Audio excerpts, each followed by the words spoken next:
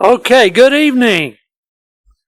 I call this meeting of the Magnolia Independent School District to order. Let the record show that a quorum of board members is present, that this meeting has been duly called, and that notice of this meeting has been posted in accordance with Texas Open Meetings Act, Texas Government Code Chapter 551. So if everybody please stand, David's going to lead us in our invocation and pledges.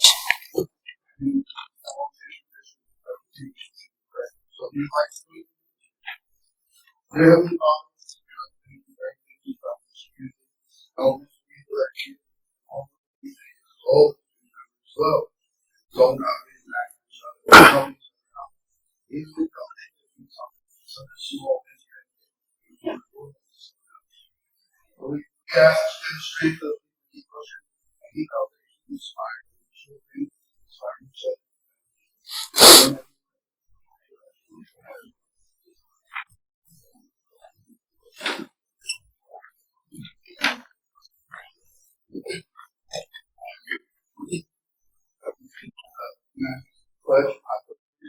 To the flag of the United States of America and to the republic for which it stands, one nation, under God, indivisible, with liberty and justice for all.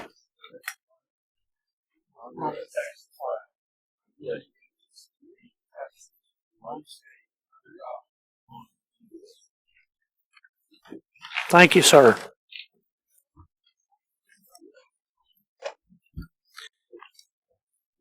Okay, thank you very much, Dr. Bullock. Looks like you're the first rattle out of the box.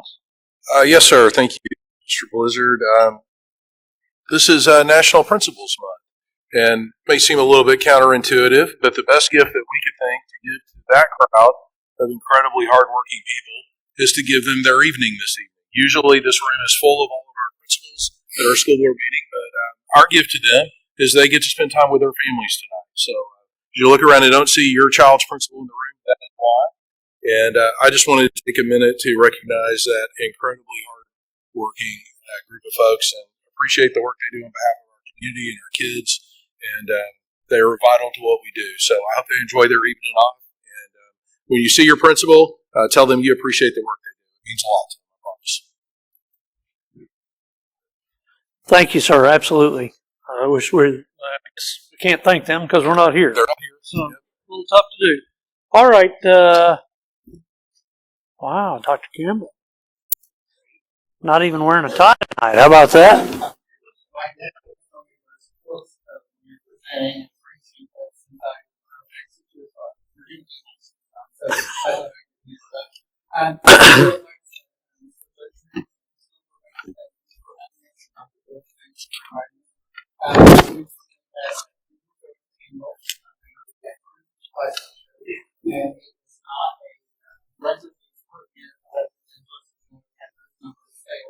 And so tonight what we're going to do is, first of all,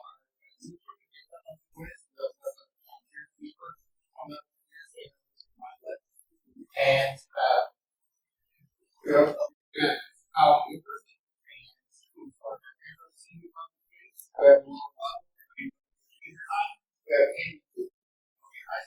Solomon Butler.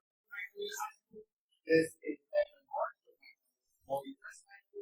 and the Johnson from the Johnson is from Magnolia West, and it's pretty Thomas. Was it? So let's get that on the talk.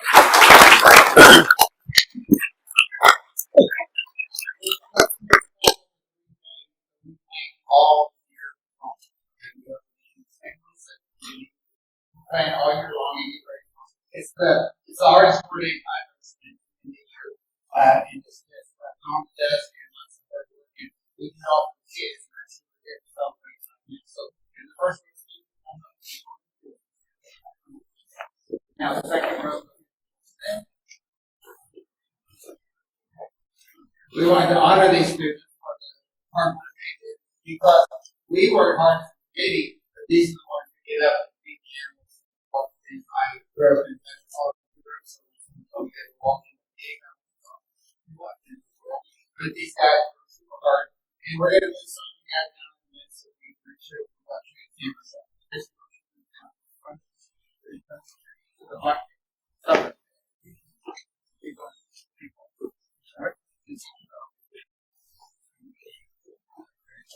right, we want to make sure you see them. All right, so we'll start with Stormy Folks, and she the grant. She was the grant champion of American She's got Mom Sydney and Dad Patrick. She was also the grand champion overall effort, and she was also second place in the competition. That's cool. Thank you very much.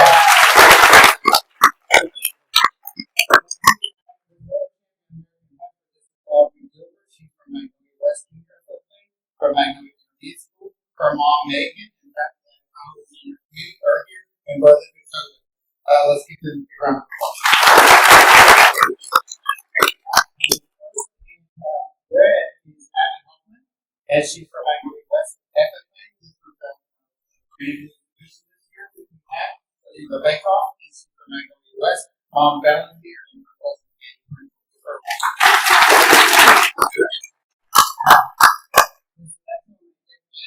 This is Bella. She comes from Magnolia West. She goes from Magnolia Intermediate. This young lady was the grand champion British exotic pepper division winner. She also won the reserve in the same division exotic pepper. She was the reserve champion overall pepper and also junior showmanship. So after the competition, they come out and show their animal, and the judges who has the most control of their animal in the showmanship. She also she was the reserve champion in Miami, and she also won the championship in Miami. And then last but not least, she was a grand champion hog or swine, and she won the showmanship in hog. So she has a little bit of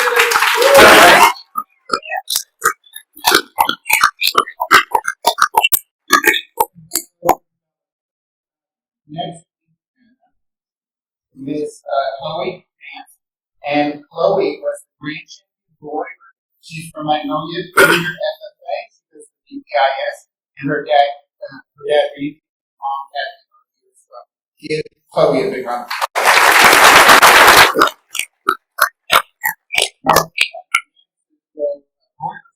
Reserve champion is also her name is Carly. She's from Magnolia FFA. She goes to Magnolia High School. Mom and dad are still being she won second place in our second annual floral wheels. To get a group of flowers and they make together just by some judges. So give Ms. Carly.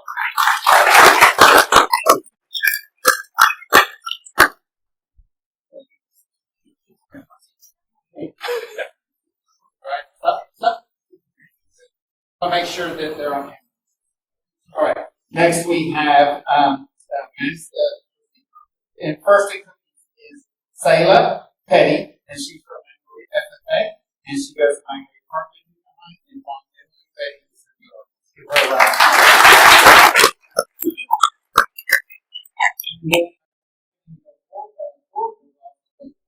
She's first by Angie Sullivan. She goes to Magnolia West, Magnolia West. Give her a round. Vivian Shepard. She was the grand champion in the division. She belongs to Magnolia FFA, goes to Magnolia High School. Mom, Catherine, and dad, Jensen. Give her a big round of applause.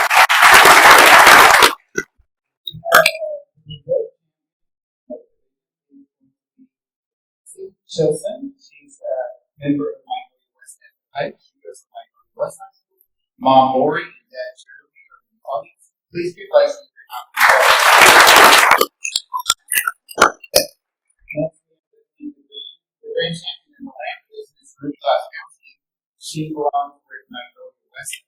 Goes to Magnolia High School. She won senior showmanship. So we have the younger junior showmanship. She's the upper group, and she won the senior showmanship. And dad, Travis, give her a big round.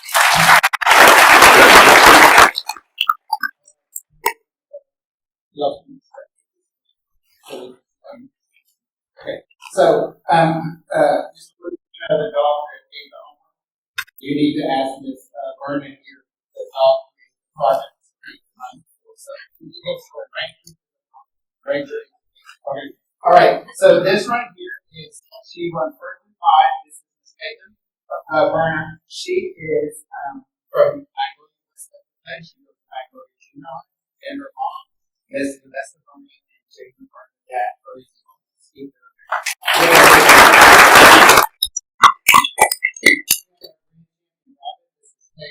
She belongs to Magnolia West Junior. She goes to Line Elementary.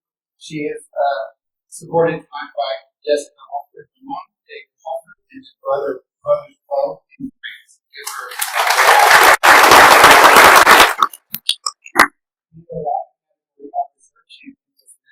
Lily Williamson. She belongs to Magnolia.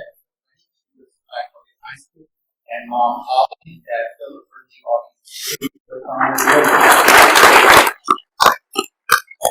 This is here. This is Andrew Golden, and he belongs to Magnolia West Pennsylvania. He goes to Magnolia Junior High. He also won the junior showmanship at the end of the competition. And Mom Nicole and Dad Martin Golden are involved.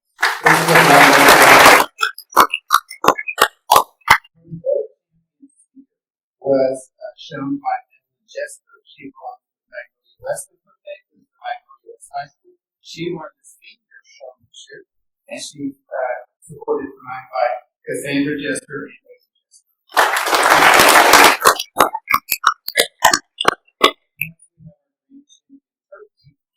And not the winner of the Grand is Jay Muncie, and he belongs to Magnolia Junior FFA. He goes to Magnolia Park Intermediate School. His mom said Garcia and Dad Winslow here in the audience along with Brother Tan. Let's give him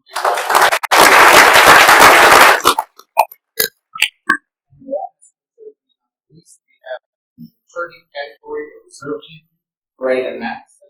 He belongs to Magnolia West Junior FFA. He goes to Magnolia Junior High and is supported tonight by his mom, Lindsay Maxson.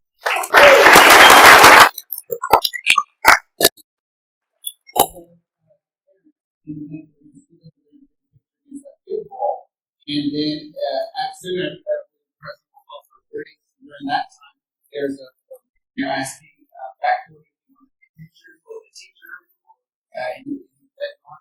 then after that, if you want to stay, we'll be here a while. But if you want to leave, that will be fine. So, Mr. President was here and our students were really proud of the action.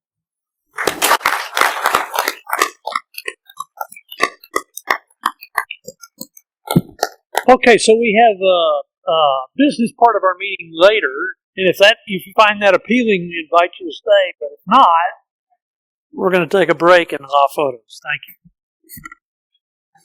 Okay, we're back. Thank you.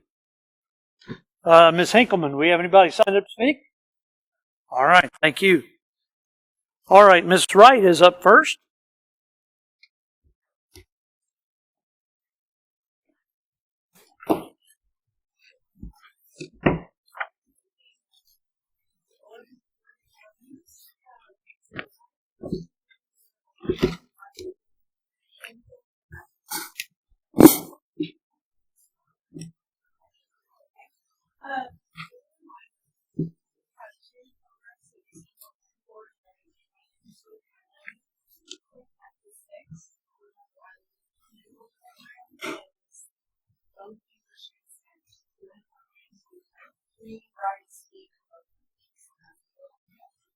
In K-12, also operates English acquisition. And so we offer that. Here are our margin budget counts, student counts, pre-K-12. Right now we're sitting at roughly 18% as of last week. Numbers that can fluctuate a little bit. And just over 3,000 students. So we've been holding pretty steady on the percent the last few years. Of course, that we had an increase in enrollment. We also had an increase in EVs. A little bit deeper dive into our student population and how they're served. Elementary and guys at TEA and Cedar Texas is pre-K 6. We have elementary pre-K 4, and this one is pre-K 6. And so we have a little over 900 students starting our bilingual programs in pre-K 6. We also have 462 students in ESL, a little over 1,000 students in our secondary school, and then we have a few students in Monster. And what that is parents denying the program. So we obviously monitor very closely the performance of our enrichment modules in elementary, and this is pre-K 4. Last year on STAR test, they did fairly well. 74% of our EVs passed the STAR reading test, 43% meets, and 14% masters. In our intermediates, 63% passed the STAR test in language arts, 37 meets, 13% masters. Junior high, 61, 28, and 9. And then high school, 51, 25, and 1. And then here is kind of a holistic, if you just want EVs at Magnolia last year, 61% passed, 32%, and 18% masters. Okay. We also monitor English language proficiency through a assessment TELPAS. And in TELPAS, they are assessed on speaking, listening, reading, and writing. And so there's 4 areas, and then they get a holistic score. So elementary, so the vast majority of our students score what they consider intermediate on that holistic score. We have a good chunk that were beginning, most of them newcomers, and then advanced high. For intermediate, most of our students were in our intermediate schools. Most of our students scored intermediate and advanced on TELPAS. You can see in junior high, they did very well. A lot of advanced, plenty of advanced high. And then high school, mostly intermediate and advanced.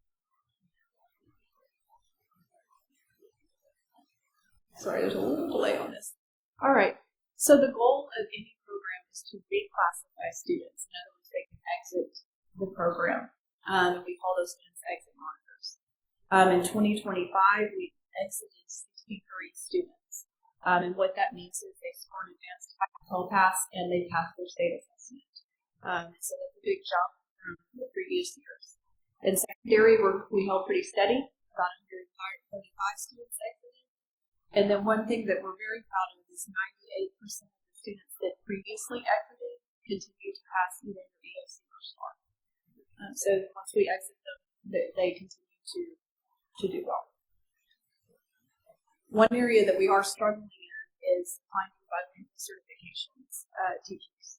Now you look at the big jump 7 to 37, that is actually a difference in how we're reporting. So in 24-25, what we reported was just pre-K 4. This year we're reporting from 6th grade. So the big jump is the number of intermediate teachers that we're now including in our reporting. There's not a big jump in lack of teachers. And you can see that in the student numbers. We have roughly 45 more students throughout all of our campuses that don't have a certified teacher. In bilingual, it's not 30 more teachers. So we're struggling to find them, as everyone in the state is. There are more bilingual jobs than there are certified teachers. We continue to always look for them because that is what we like. However, we want to make sure, regardless of certification, all teachers are prepared to meet the needs of those emerging bilingual students. So we offer a large amount of professional learning opportunities. That second bullet, where it says summit training for teachers, academic coordinators, and principals, that's something that we're really working hard on this year. So that it is an adaptive technology program, and it also provides resources to our teachers in specific areas that the student needs to work on, and that listening, speaking, reading, and writing on TELPAS. And so we are making sure that we're maximizing what that has to offer. And so we're in the process of providing training and making sure that we use that appropriately. Along with that, we have conferences, research-based studies, whether it's stuff that we provide or we have somebody come in, or we send people to conferences. So,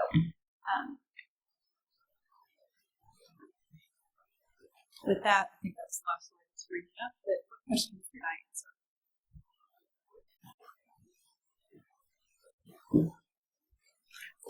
I have a question real quick. I don't know if you can hear me. There was a slide couple slides ago that showed that it was a pretty big jump of the exit monitors for elementary. What was the reasoning? It looked like it was, I mean, it's a good thing. Okay. Criteria, they advance time, and then they either pass their reading sources. Okay. That's good news. There is a way to exit longer grades with a different assessment, but we don't have those. So most of that is the Okay. Cool. Thank you. So we went from 7 to 37, right, on the teachers. Do we know what we were at last year? How many did we actually pick up? Did we pick up any? Or so the previous year it was still 37? hired, bilingual certified, lost some to marketing. So, But I mean, there was significant. I think it was roughly 45 kids across all campuses in the district. So definitely a class at Washington. well, what I meant with the actual number of the teachers, right? 'Cause we had 7 to the others, but yeah, it's just because of the reporting. Yes. Okay. Yes, sir. The intermediates were not included in that count. And we would love to staff through 6th grade as the state intends. But our goal is, generally speaking, work our way up the older grades. And so we're fairly well staffed in 3rd grade. We have 6th grade and then intermediates that are certified, which is the next step. Ms. Wright, could you talk for just a moment about that kind of staffing concern and shortage in finding qualified bilingual teachers? Is that specific to us, or is that something that is across the region, across the state? Everywhere. We're battling it. I was actually just at a job fair, and then I'm a member at a university committee meeting where they discussed at a major university where they're discussing what they're sending out to districts. There was 0 bilingual on that list, and it's one of our larger universities that we hire from. And I did not come across anybody at the job fair where they were bilingual certified. So it's a very difficult, there's a 2-part assessment that they have to take. It's very difficult. And as such, and we also offer bilingual stipends. I believe it's 4,500. But if they're not out there or everybody else is offering, it's something we're all fighting for. There are many districts that staff pay in one. I have a very good friend that's a superintendent, so that's the same thing. I mean, they can't find it. So, our goal is to build up and then provide you. What else? All right. Thank you very much. Thank you.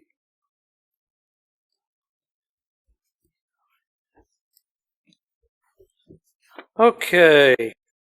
Now we're going to move to our consent agenda, which has 7 items. We're going to take one of those off and address that later. It's item 8D, but we've got 8C, A through C, and E through G. So this portion of the agenda consists of items to be routine and enacted by one motion, unless separate discussion is requested. Are any questions about A through C, E through G? Everybody good? All right. We need a motion that we approve the consent agenda items A through C and E through G. Motion by David, seconded by Stacy. All in favor? That motion passes. Thank you. And I understand you're joining us in place of Dr. Morris. Huh? I am subbing for Dr. Morris tonight. Thank you. Thank you for having me here for Dr. Bullet. I am here. My name is Kim Weatherby. I am Eric's backup, and I'm the executive director of financial services, and I was really in the school function. We are in the 25-26 school year. This is 24-25 report, and it's looking at 23-24 data. So it's a little behind, But we are very pleased to announce that we have a superior rating. We received the highest rating that you can get, and with a 98 out of 100. And there's 4 different indicators. We passed all of those because we didn't want to fail them. And so we're very pleased with that. Superior achievement, almost 85% of the school districts received that. And then we have the B where it's 8.55%. C was 4.81%. And F was almost 2%. So as you can see, we have a long history of very good scores. Near perfect. Last year we had a 96 and we moved up to points with a 98. Indicator 1, basically, did you turn your audit in on time? We managed to do that this year, thankfully. Was there a unmodified opinion? For the person that puts a lot of the audit together, it sure should sound much better than an unmodified opinion, but that's what we have for the best one, and we did pass that. Indicator 3 was the school district in compliance with payments of all terms and all debt, so we've been making those long payments for the basis every February and August. Indicator 4, did we make timely payments to TRS, Texas Workforce Commission, and IRS? Yes, we did. Indicator 5, did the district have a positive net position? And yes, we did. Indicator 6 was the average change in fund balance over 3 years, less than 25%. And we do have a very strong fund balance. Indicator 7 seems to be the one that keeps getting us to make sure that we have enough cash in the funds. And with everything going on in the TA and changing those formulas and all that, we barely missed it. We had 88 days and we needed 90 to get the perfect score. But everything has been working on the audit. I think that would improve next year. Indicator 8 was the measure of current assets to current liabilities ratio sufficient to cover short-term debt. And the answer is yes. Indicator 9, did general fund revenues meet or exceed expenditures? If not, did we have enough fund balance? We scored a good 10. Indicator 11 was the ratio of long-term liabilities to total net assets sufficient to support long-term solvency. This is that we have received 2 less points and we improved them this year. And since we are a fast-growing district and we have more than 1,000 growth, we actually had a 178 for 5 years. We were able to get the perfect score on that. Indicators 12 was the correlation between future debt requirements and the district's assessed property value. We made it 10, and you can see what we ranked with the other school districts in our area. Administrative cost ratio, this is one of the things that everyone wants to look at. Make sure you're not spending too much in function 41 and 21, which is central administration. And as you can see, we're 1% better than where the standard is. And so we're pleased on that. Indicator 14, did the school district not have a 15% decline in student enrollment? We're very fortunate that we are not declining in student enrollment. A lot of growth coming our way. 15 was the school district's ADA within the allotted range by people projections each year when we're going into legislative session. We get the privilege of guessing whether ADA and other special programs are going to be, and we manage to build average. Indicator 16, the comparison standards to provide information the audit, did we report it? And we usually do that at the beginning of the year. After the audit's done, we make those reports to the state and we check everything to make sure it all makes sense. Indicator 17 was the audit free of any instances of material weakness and internal controls. And yes, we had a lot of information here. Indicator 18 is the audit free of material non-compliance with grants, contracts, and laws related to local, state, and federal funds.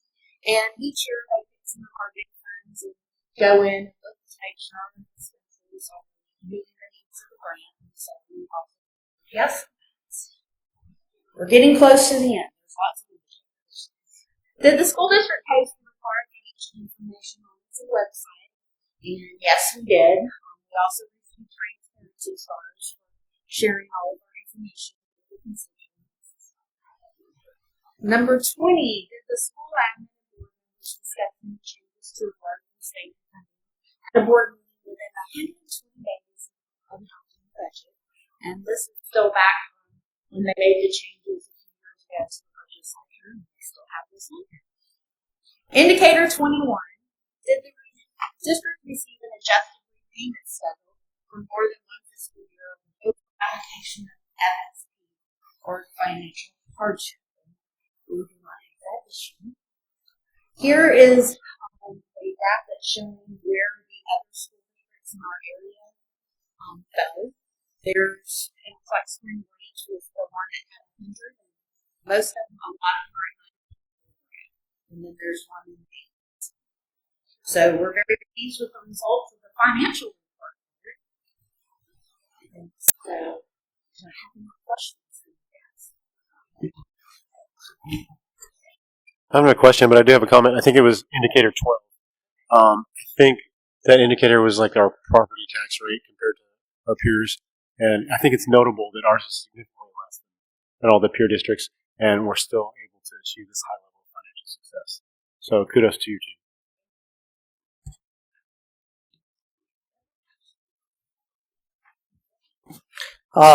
This was excellent, but quick, kind of a picky question. When we got the 2 points for the fund balance, is it true that for every day you're off, it's a point, essentially? I mean, we had... Not sure if it's a point. It's kind of a range. Okay. But we're very strong financially. Sure. I just thought about other districts that might be even further away than we are. It sounds... Yeah, exactly. So, very proud to be a part of this. Eric and I are going to stay part of this, and we're also already doing calculations to make sure we're good financially. Cool. It's fun. I had notes down for indicator 12 too. That was my favorite slide because it showed us compared to other districts in our area. It made us look very good. But as long as I've been on the board, we have always done very well on this. I really want to thank you for all your work between you and Dr. Morris to keep us looking good. Thank you. It's a lot of hard work. When you've got a group of great business on this, we have very talented people. It's all Mm-hmm. Thank you for your time. Just about every metric, it shines. I mean, it's cool. I would say every metric shines. I know that one we were 8 out of 10, but it's kind of a arbitrary thing the state put on us to have 90 days of cash. So try and keep your checkbook balance where you have 90 days of future cash, and you're not going to do it. So that we do it in this district where our cash flows, our incoming cash, is not consistent with what we pay out. I think they do a tremendous job in that space. Quite the juggle. Okay, so we're going to now, I guess we're supposed to conduct a public hearing. So we're going to conduct a public hearing regarding the first report that Kim just shared with us. Any persons having comments or testimony regarding the report may come and speak to the board at this time. This is a hearing and not an opportunity for questioning the board or administration. Any questions should be addressed to the appropriate administrator outside of this hearing and board meeting. So I'll be patient and wait.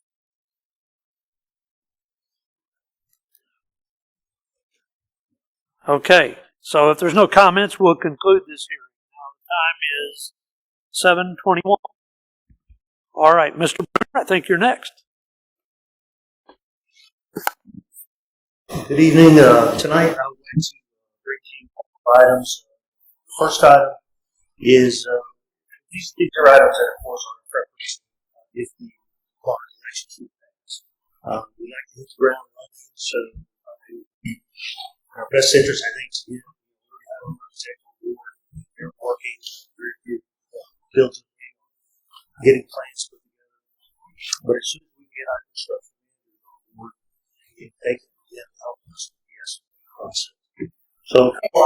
first thing I need to do is I need to ask you to approve delivery for the construction of the bond project should pass. And we have used the construction manager with great success for many years. And tonight, what I'm proposing to you is to approve the construction manager risk delivery method for the construction projects for the 2025 bond should the bond pass. That would include 2 elementary schools, a 3rd high school, additions to the existing high school, and the multi-purpose covered facility, again, should have the proposition pass in the coming election. So it's my recommendation that we approve this delivery of construction manager risk for the 2025 bond. Any questions about that? Could you, just for the wider audience and those that will probably not watch this later, could you just explain a little bit about what this process means? So there are a number of delivery methods that are available for us to use as a fire Texas code. Construction manager is one of the things that I like about it. One of the reasons I think it's been so successful is there's a great deal of transparency. It's a very team-oriented approach to developing the costs, bringing the costs to your approval, and then moving forward with construction with having basically the money's on the table. When you use the competitive seal proposal, for instance, pretty much the contractor has the right to the funds to accomplish the project. You just don't have as much insight in that type of community. I like this because, again, we get to see, we get to be a part of the selection of the contractors. We get to review all the costs on bid day. We make a decision together with the architect and the construction. So I really like the transparency. Thanks. Sure. Anything else? All right. Then we need a motion that we approve Stewart Builders and BNC Construction. Sorry? Just the delivery. Okay.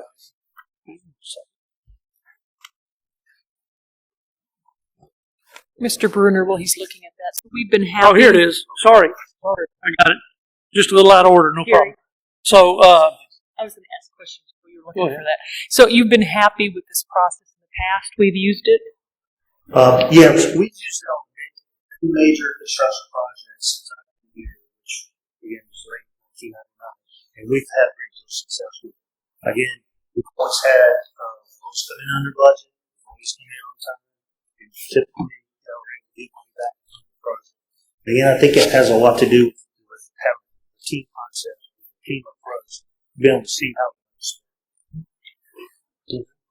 And Tim, that also allows us to have a lot more input in what gets put in and what doesn't get put in and where we can save and the best use of our money, right?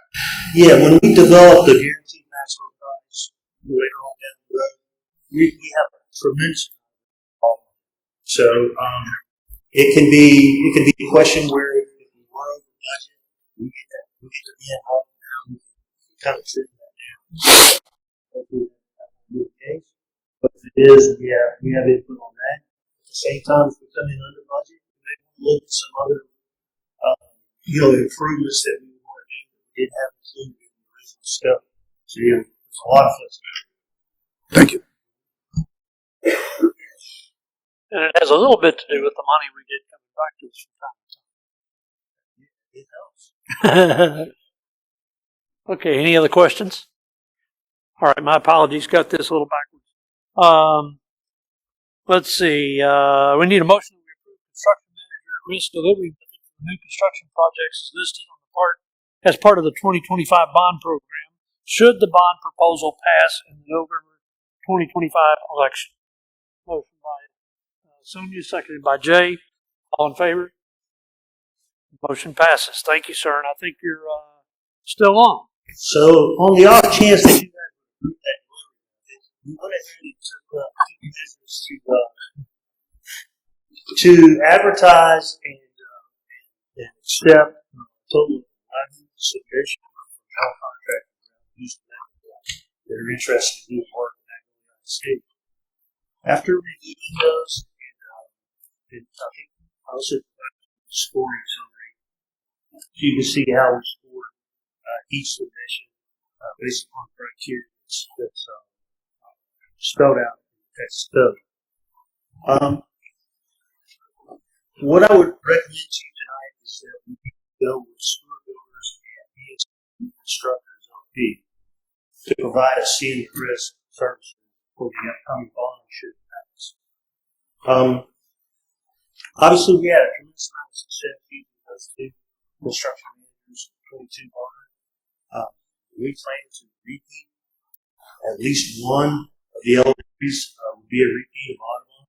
Seems kind of crazy to use a different contractor. You know, they have the experience. We had tremendous amount of success with Stewart Builders on Parkway Junior High, Parkway Intermediate. Have a tremendous amount of confidence in those folks who come to our high school. So we have a pretty good idea how we want to break these projects down, but I feel pretty good about using those two construction managers to our projects. So it's my recommendation that we approach Stewart Builders and BSC Construction. We've seen that there's progress in your own should that harm us.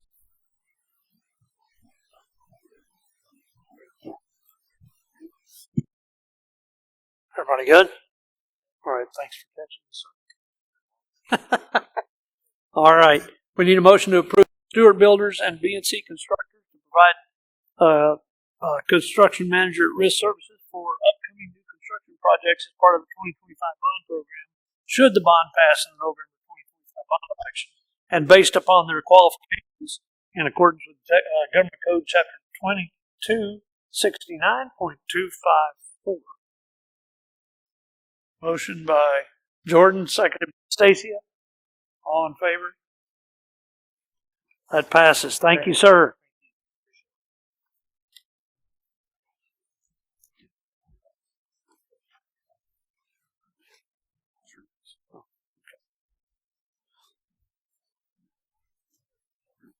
So we got, exactly, we got 2 subs for Dr. Morris tonight on this one.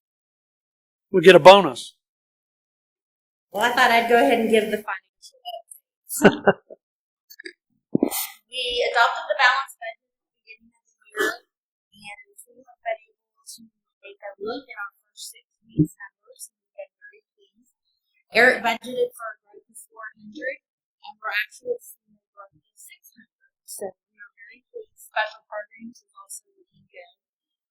So as a result, you can see here the 200.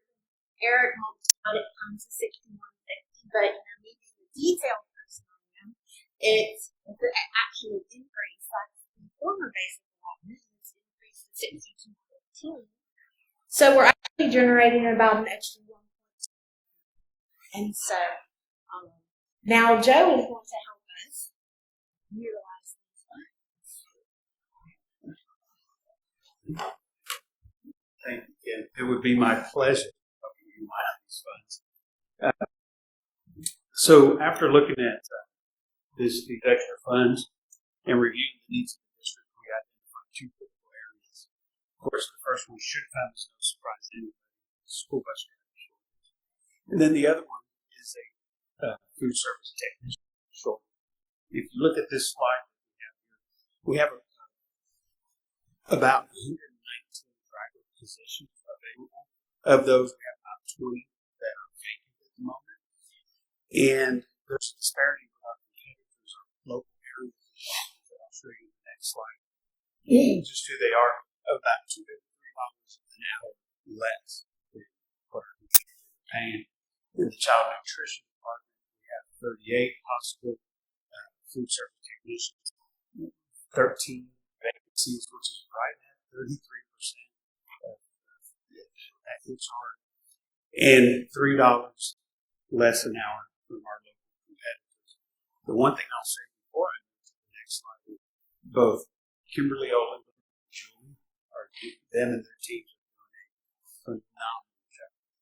And I'm going to use the phrase, piecing things together on a daily basis to make sure no kid goes hungry and that every kid gets to and from school safe. And that's not an easy task. These numbers and some of the other things that I will talk about in the next slide. If you take a look at this is a spreadsheet that shows school districts, square miles, their minimum pay for drivers, their shortage, and so forth and whatnot. And if you look, we have from the top is the highest paying in the median area to the lowest paying. The lowest paying is at the bottom with a starting pay for those drivers in 1925. What I would like to point out is if you notice the top two, the two highest paying school districts for bus drivers, one has a zero shortage and they have people in line jumping at the bit waiting for another. The second highest paid has a single digit driver shortage. If you look at the bottom, we're well into digits. And so when we take a look at this slide, it turns out money doesn't matter. Money doesn't matter. So if you don't have it on your slide here, but in my notes I have our competitors for child nutrition. We started child nutrition food service technicians out at $11.25 an hour, where our competitors are at $14.50 and $14.52 from the data we gathered, which is a $3.25 and $3.27 difference that we're paying less. As far as the transportation side, the highest, which is side there, $23.46 or $4.21 behind them, and the second highest, and nasty, $2.20 below them. What this does is creates a huge strain on our departments. I can tell you in transportation, people show up by 4 or 5 a.m. in the morning, and they're usually working until 6 p.m. So they're pulling 12, 13 hours a day, 5 days a week, 182 days a year. That's a mental, physical, emotional strain that just cannot be sustained. It can't happen. It's not good for anybody. As far as child nutrition, 33%. They're trying to piece together to make sure that people there can serve food to our kids. It's a strain on the schools where, in fact, November 4th, the Southern Board has put together a food handlers class at the request of the principals and assistant principals for them to come and take so that they can have the food handler permit and legally be in the kitchen helping us serve their kids. That's part of the strain on the schools that they're seeing, as well as the strain of buses coming and picking up most of the kids and the principals not being able to have faculty meetings because they're still on bus duty while the first round or two of buses go and drop kids off just to return to that campus. Pick up the second round of kiddos and take them home. They're soon to stay behind on their next school and on their next school. Parents, rightfully so, wondering why my kid getting home now 2 hours after the school bell rings. Just this Friday, transportation had to cover 4 or 5 states from open position called to family medical leave. Puts a big strain. So where does that put us? That puts us in the next slide, which is a compensation plan and recommendation where we increase pay for bus drivers and food service technicians by $4 an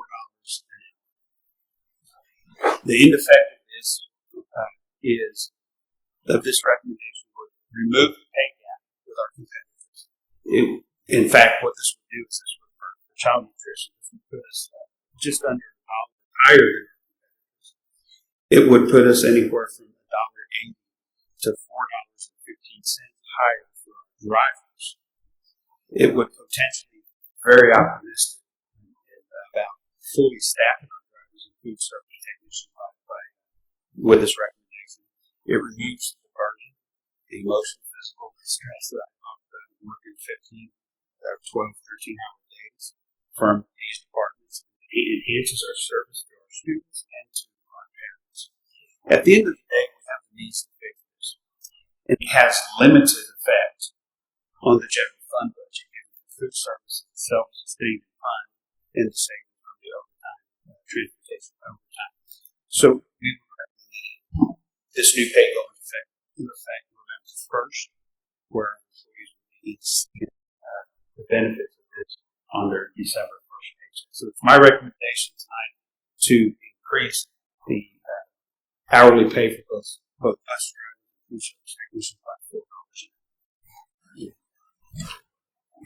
What are those final numbers then for those two categories? Is it $23, $25, and $15?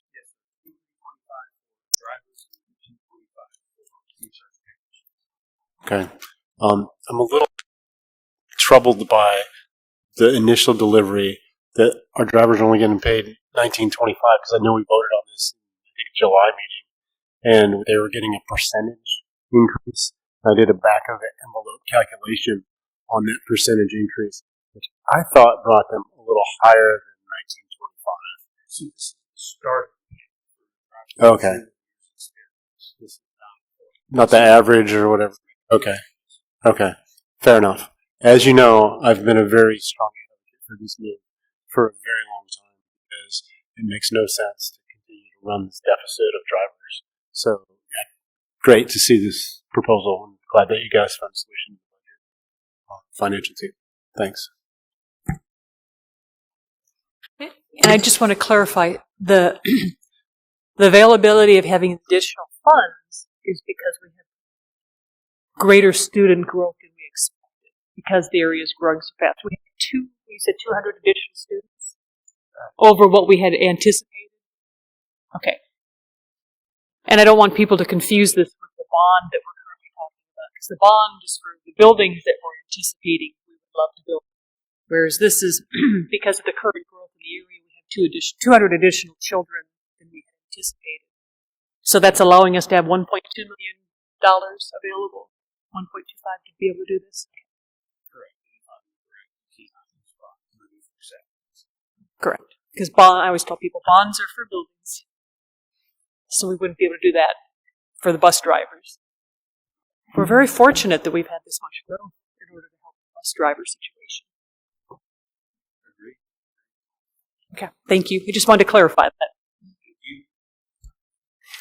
So, you know I'm going to have to say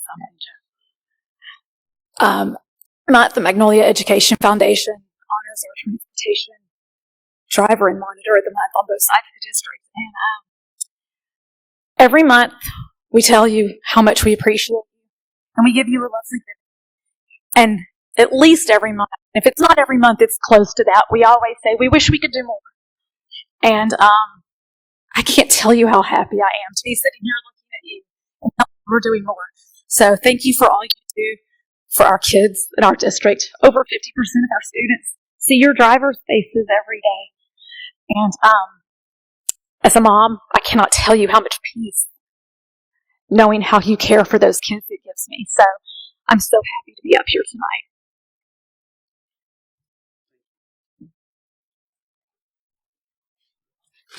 Joe, and I just wanted to clarify. One, thank you for your hard work on this. You have been talking about this since the start of school of what do we do to try to help our bus driver shortage and take care of people that work so hard for kids. So I think you and Julie and Kimberly on the child nutrition side have worked really hard to come up with this plan. I appreciate Eric and Kim as well, and I think this is a great thing to put in front of the board. So thank you for your leadership on that. And just want to clarify the $4. That is for all employees in these two employment categories, right? All bus drivers, food service technicians, whether they are brand new or they've been here for years. It's a $4 an hour increase across the board for bus drivers and food service technicians.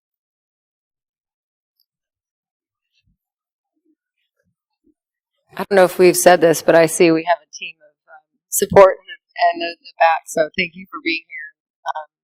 Just thank you for all you do.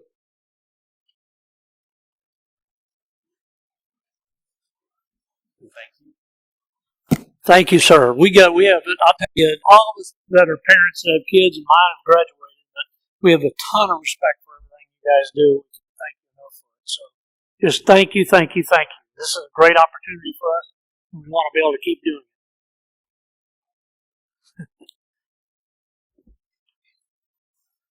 So, okay, let me find my correct place in my notes if I can find it here. Okay, we need a motion. We approve amending the 25-26 employee compensation plan for bus drivers and food service technicians as presented. Motion by Stacia, seconded by David. All in favor? Thank you very much. We appreciate that.